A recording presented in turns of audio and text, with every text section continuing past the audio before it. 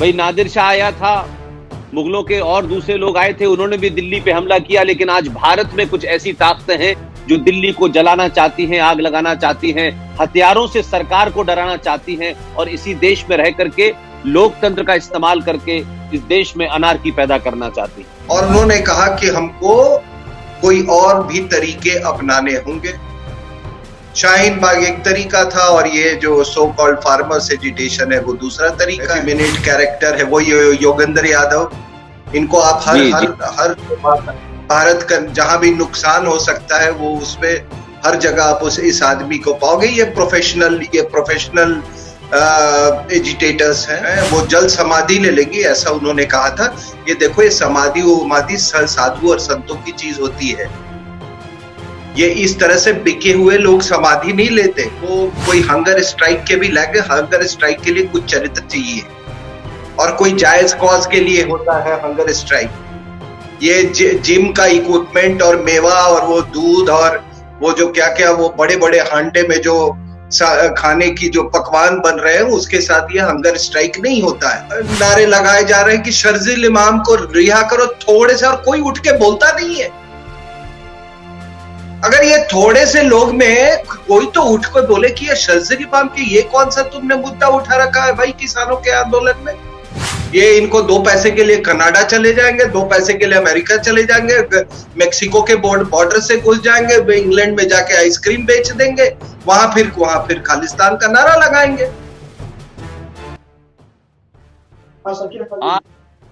हमारे साथ हमारे सीनियर मेरे गुरु कर्नल RSN सिंह साहब जो इस वक्त बिहार की राजधानी पटना में मौजूद हैं, और इस बीच में देश में कई सारी चीजें ऐसी हुई हैं जिसमें सिंह साहब से गुफ्तगू करना, उनके विचारों को जानना, देश को एक नई रास्ता दिखाने और देश को एक नई लाइन देने का मामला है। तो सिंह साहब इस बात के लिए तैयार हुए कि हम लोग बात करें और बातचीत के अंदर तमाम उन मुद्दों को कवर करेंगे जो पिछले 1-1.5 महीने से देश के सामने हैं और एक ऐसी स्थिति बनाई जा रही है देश में कि कैसे अनार्की क्रिएट कर दी जाए, दिल्ली को घेर लिया जाए।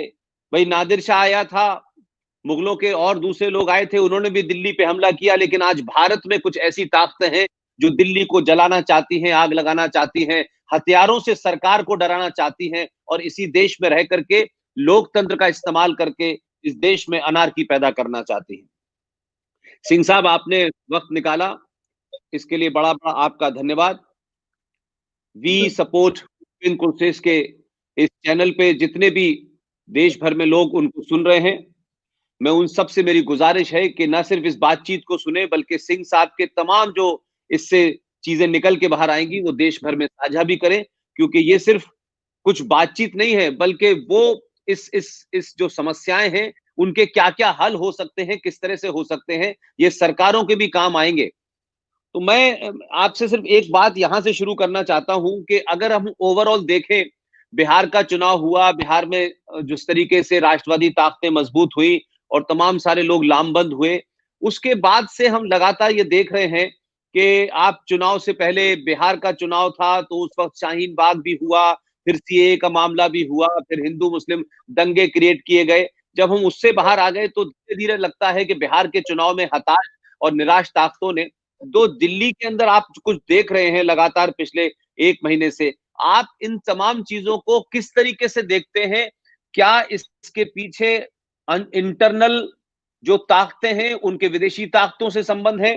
क्या देश के अंदर कोई बहुत बड़ा जिसे कह सकते हैं कि कोई ऐसा होने वाला है जिसकी तैयारी की जा रही है, या मैं समझता हूं कि विदेशी ताकतों का सीधे तौर पे यहां इन्वॉल्व हो रहा है? किसान का मूवमेंट देखें, आप क्या समझते हैं सिंह साहब, इस पूरे मामलात को कैसे देखते हैं? देखिए, जब शाहीन बाग का जब वो तमाशा चल रहा था तो उसके साइडलाइंस पे अरुंधति रॉय, सुजैन अरुंधति रॉय, पूरा नाम बोलना अच्छा होता है, सुजैन अरुंधति रॉय, वो जंतर मंतर में वो कुछ लोगों से गुफ्तगू कर रही थी, बातचीत कर रही थी, और उन्होंने ये आह्वान दिया कि आप अगले चुनाव का इंतजार मत करो, अगला चुनाव तो बहुत आगे है। 2024 में होगा, ऐसे तो हम इतना इंतजार कर नहीं सकते। और उन्होंने कहा कि हमको कोई और भी तरीके अपनाने होंगे। शाहीन बाग एक तरीका था और ये जो सो कॉल्ड फार्मर्स एजिटेशन है वो दूसरा तरीका है।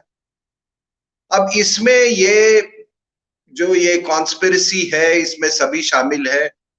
और आपने देखा जो उसमें ये बात तो किसी से छिपी हुई नहीं है। माओवादी यहाँ पे हैं, वो जितने टुकड़े टुकड़े गैंग यहाँ पे है, वो एक लीडर जो है ये मेधा पाटकर से लेके, और वो एक क्या है जो एफिमिनेट कैरेक्टर है, वो योगेंद्र यादव। इनको आप हर भारत का जहां भी नुकसान हो सकता है वो उसमें हर जगह आप इस आदमी को पाओगे। ये प्रोफेशनल एजिटेटर्स हैं, ये प्रोफेशनल एंटी नेशनल्स है, पैसे के लिए करते हैं, कभी सेफोलॉजी करते हैं, कभी तो। और मेधा पाटकर ये सबका आपको मालूम है, वो तो उन्होंने थ्रेटन किया था कि नर्मदा में वो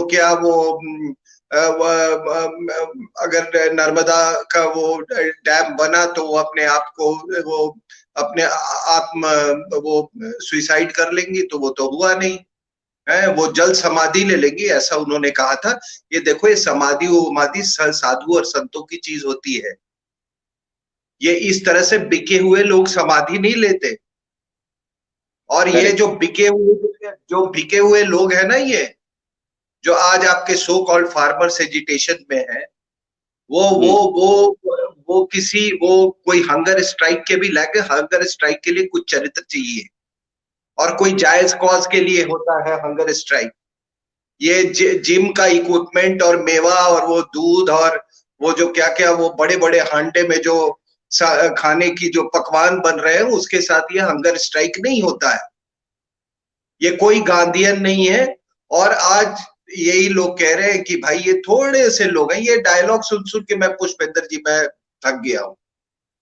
थोड़े से लोग माओवादियों के साथ मिल गए, थोड़े से लोगों के सामने वो नारे लगाए जा रहे हैं कि शर्जील इमाम को रिहा करो, थोड़े से, और कोई उठ के बोलता नहीं है। अगर ये थोड़े से लोग में कोई तो उठ के बोले कि ये शर्जील इमाम की ये कौन सा तुमने मुद्दा उठा रखा है भाई किसानों के आंदोलन में। वही शर्जील इमाम जिसने ये कहा था कि हम सिलीगुड़ी कॉरिडोर या चिकन नेक का हम हलाल करेंगे, उसके छुड़ाने की बात हो रही। तो सारे जो ये गंदे तत्व हैं, ये निम्न स्तर के लोग जो देशद्रोही हैं, यहाँ पे इकट्ठा हो गए हैं। अब आप कहते हैं कि हमको एंटी नेशनल नहीं। आपको किस बात की बुरी लग रही है? आप देख लो, अभी वीडियो बहुत वायरल हुआ है, ये जिस तरह से ओपनली जब ये वहां से आ रहे हैं और ये रास्ते में खालिस्तान के नारे लगा रहे हैं, ये बात किसी से ये आजकल तो भाई ऑडियो विजुअल ये सोशल मीडिया का जमाना है, आप उससे भाग तो सकते नहीं हो। सच्चाई तो उभर के आ जाती है। तो आपने ये देखा कि ये किस तरह से खालिस्तान के नारे लगाए जा रहे हैं। और मैं इतना जरूर कहूंगा कि जो भी देशभक्त है, ऐसा नहीं है कि इनको नहीं मालूम है ये जो तमाम चीजें हैं कि ये जो एमएसपी होगा वो ऑलरेडी जब एजिटेशन चल रहा है तो 33 लाख फार्मर्स ने पंजाब में एमएसपी को अवेल कर लिया है। When this agitation is on, 33 lakh farmers have already availed. तो ऐसा नहीं है पुष्पेंद्र जी, इनको ये मालूम नहीं है कि सही क्या है, गलत क्या है, सच्चाई क्या है। ये तो एक बहाना ढूंढ रहे थे, और ये बार बार मतलब इस तरह से जी आप जो कहना चाहते हैं वो ये कहना चाहते हैं कि हमने भारत में देखा कि चाहे वो कुरानिक जो सिविलाइजेशन है, जो जिहाद है, ये सब लोग अलग अलग थे, लेकिन पिछले 6-7 साल के अंदर माओवाद भी इसमें आया, इसमें वामपंथी भी साथ में आए, इसमें एंटी इंडिया फोर्सेस भी आए, एंटी सनातन ताकतें भी आई। ये तमाम सारी ताकतें जो अलग अलग चेहरों में काम करती थी, देश में बदलाव के बाद ये तमाम ताकतें जिनका आप जिक्र कर रहे हैं, चाहे वो शर्जील इमाम हो, जामिया हो, एएमयू हो, हैदराबाद हो, चाहे वो आसाम का अजमल हो, चाहे रामपुर का आजम खां हो या ये तमाम ताकतों का एक मिला जुला गठजोड़ है जो भारत के खिलाफ लड़ाई लड़ रहा है। ये मुद्दों के बहाने भारत को तोड़, आप ये कहना चाहते हैं? ये केवल भारत के खिलाफ ये लड़ाई नहीं है। आप देखिए तो चाइना में जो यूगुर मुस्लिम्स का ट्रीटमेंट है उसके बारे में तो कोई कुछ नहीं बोलता, कोई जिहादी नहीं बात करता। आज यहां पर भी जब ये फार्मर बैठे हुए हैं, आपको मालूम है कि चाइना के साथ जो हमारा तनाव है वो अभी जारी है। आपको मालूम है ना कि वहां पर कम से कम जो हमारी सेना की संख्या है वहां कम से कम 4 गुना हो गई है। आपको मालूम है ना कि ये युद्ध की स्थिति अभी भी वहां पे बनी हुई है। उस समय पर ये काम करना, उस समय ये काम करना ये देशद्रोह है या नहीं? और आप जो बात कह रहे थे ये केवल सिर्फ इतनी सी बात नहीं है, भारत के खिलाफ नहीं।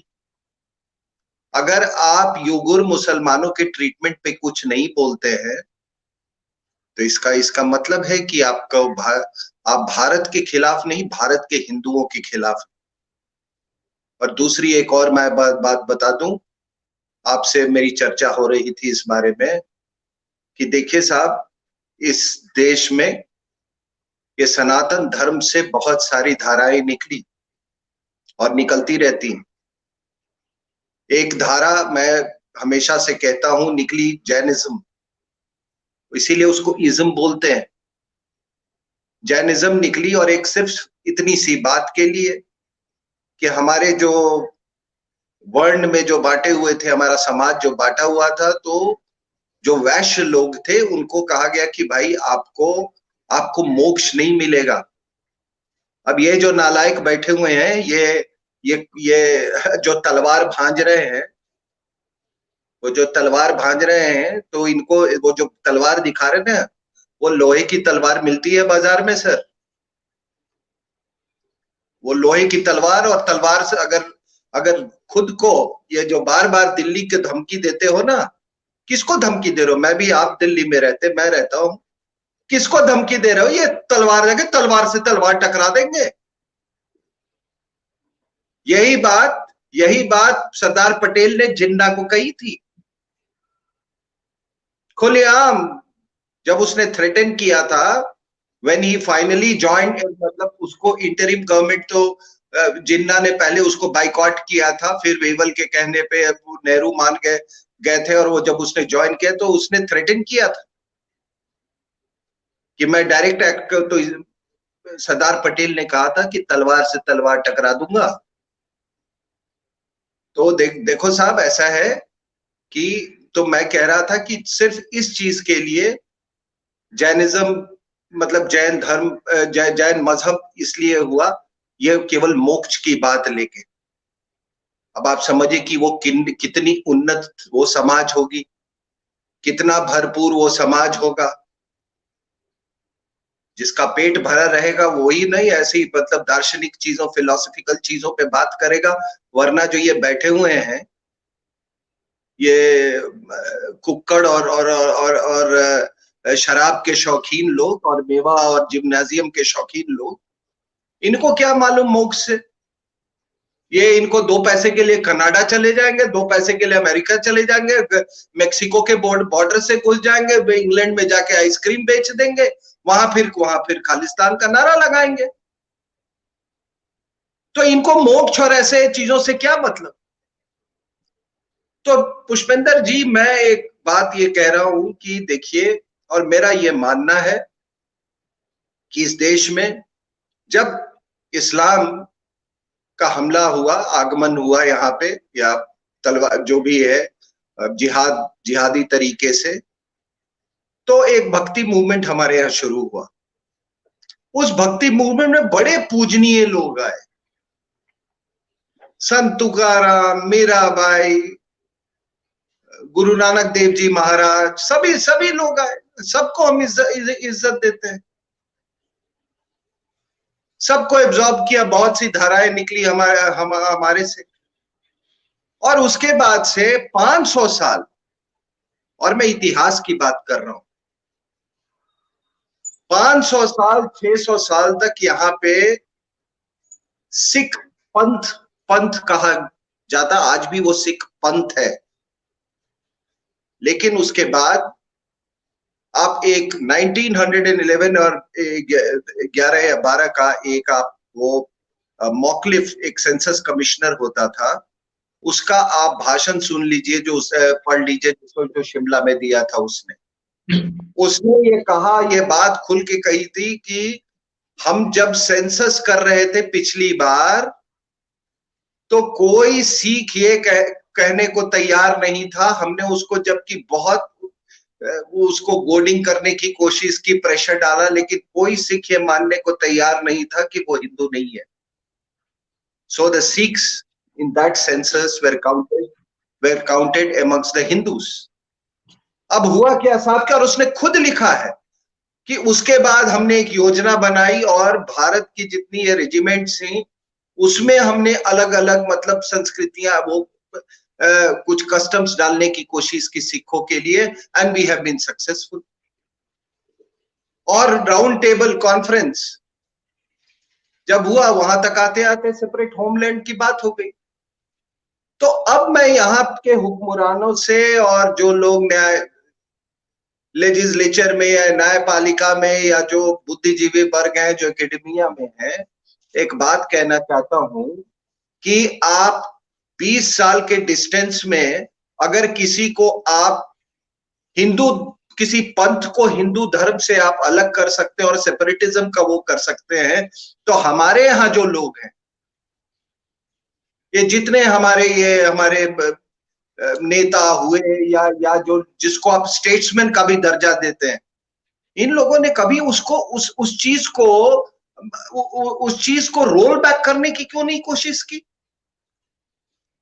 आपने 1947 के बाद कुछ लोग बैठे और एक संविधान बना दिया, और उस संविधान को आपने जैसे लगा कि वो ठीक है, हम भी हर देश कोई कानून के तहत चलना चाहिए, वहां तक मैं संविधान मेरे लिए एक बहुत ही महत्वपूर्ण और आदरणीय डॉक्यूमेंट है। लेकिन ये कहना कि आज किसी मजहब पे चर्चा नहीं होगी, किसी धर्म पे चर्चा नहीं होगी, ये कहां का ये है?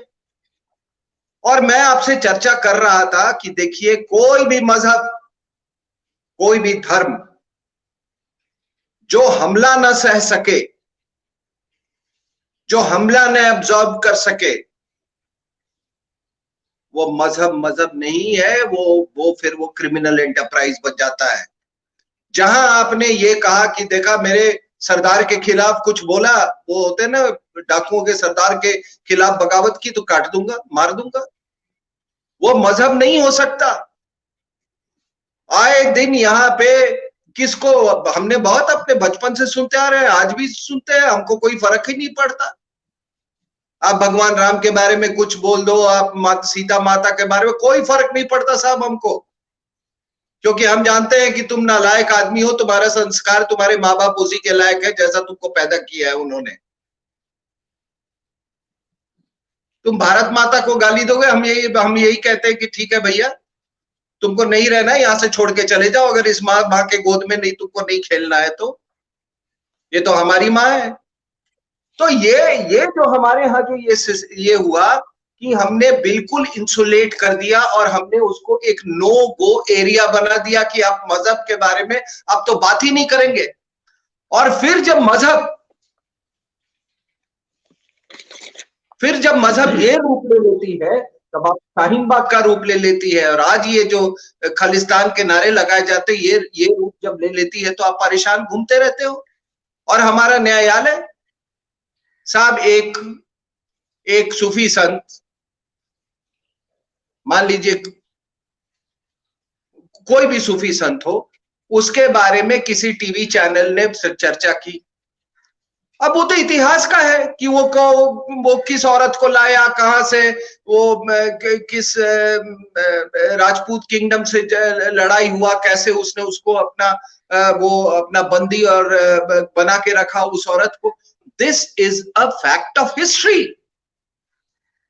आप इस फैक्ट को हटा के, आप इस फैक्ट को हटा के, उसको नकार के आप क्या सोचते हो कि आप एंड्योरिंग पीस हासिल करोगे? कभी नहीं होगा, कभी नहीं होगा। इसीलिए सनातन धर्म में हर चीज, मतलब हर हमला हम सह लेते हैं, हर हमले के लिए हम तैयार रहते हैं, हर हमला हम एब्जॉर्ब कर लेते हैं। लेकिन आपने तो ऐसा बना दिया इसको। वही वाली बात हो गई पुष्पेंद्र जी, आपने तो काफी साल पाकिस्तान में आप रहे हैं, वहां काम किया है आपने। जब से पाकिस्तान बना है, पाकिस्तान के अंदर में आज तक ये क्वेश्चन नहीं सेटल हो पाया है about finality of prophet Mohammad. जैसे ही पाकिस्तान बना, 1953 में राइट्स हुए लाहौर में अहमदियास के खिलाफ, based on finality of prophet Mohammad. ये जो अभी बरेलवी जो अभी मारा गया, इसको मरवा दिया, ये खादिम, ये वो क्या नाम है, अरे बरेलवी का जो अभी हेड है, Khadim, I am just forgetting the name, Rizvi, Rizvi, हाँ, जिसको उसको मरवा दिया, क्योंकि वो स्ट्रीट पावर को पॉलिटिकल पावर में कन्वर्ट कर रहा था। तो अब इमरान खान को शायद, और फौज को ये थोड़ा वो सहन नहीं कर पाई इस चीज को, जबकि उसको खड़ा किया था इन्हीं लोगों ने ताकि इमरान खान को कुर्सी पे बैठाया जा सके, नवाज शरीफ के वोट्स को कट किया जा सके बरेलवियों के। तो उसकी जो वो तहरीके लबैक का जो आंदोलन चला था, आपको याद है, इसी तरह से इस्लामाबाद के बाहर में, वो किस लिए हुआ था कि एक जो ओथ का जो वो परफॉर्मा था, उसमें बस इतना था कि I swear by the finality of Prophet Muhammad, कुछ उसको थोड़ा सा उन्होंने ट्विस्ट कर दिया था, उस पे हो गया। तो आज जो फाइनलिटी ऑफ प्रॉफिट मोहम्मद है, उसके नाम से पाकिस्तान, उस मुद्दे के ऊपर में पाकिस्तान में आज भी झगड़े चल रहे हैं। वो कंट्रोवर्सी न खत्म हुआ है, और जब तक इस्लामिक मजहब रहेगा तब तक ये कंट्रोवर्सी नहीं खत्म होने वाली।